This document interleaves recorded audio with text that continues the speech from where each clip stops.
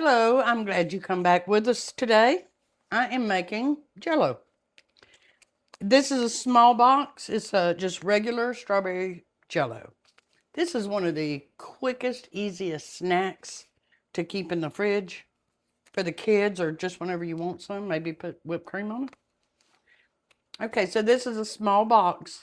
It's going to call for 1 cup of water, 1 cup of boiling water, 1 cup of cold water. Okay, so I've already got my 1 cup of water boiling. We're going to just pour that in there. Now, you just want to, I've got it on kind of a medium high. And you'll notice that the little grains are still in there. So what you want to do is you're going to just keep stirring it until you see that they're all gone. Most people wind up taking it off too quick and then their Jello don't turn out right. So that's all you got to do is you want it good and dissolved. Doesn't take but a minute or so.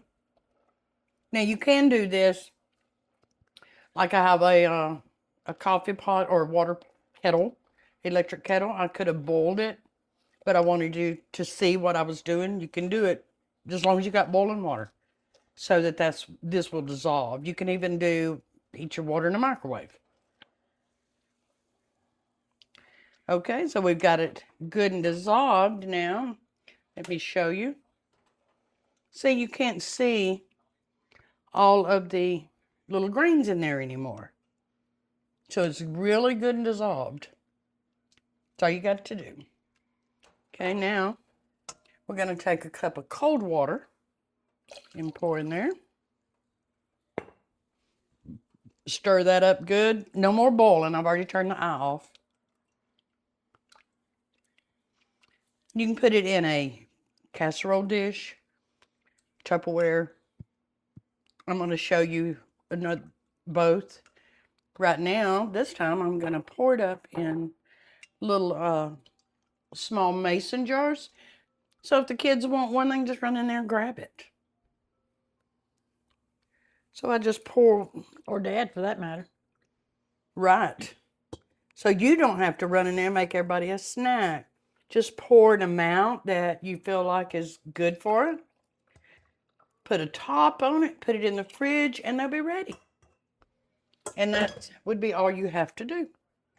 Now put these in the little jars. But also, if you follow me over here, you can put it in a casserole dish. I had this in a casserole dish, and I cut the little squares and just scooped them up and put them in this pretty little bowl.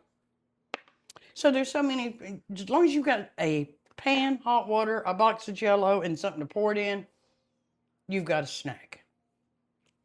Now you can put fruit in it. I may come back and make one with fruit in it. But for now, just plain old Jell-O is terrific. So I hope you enjoyed this.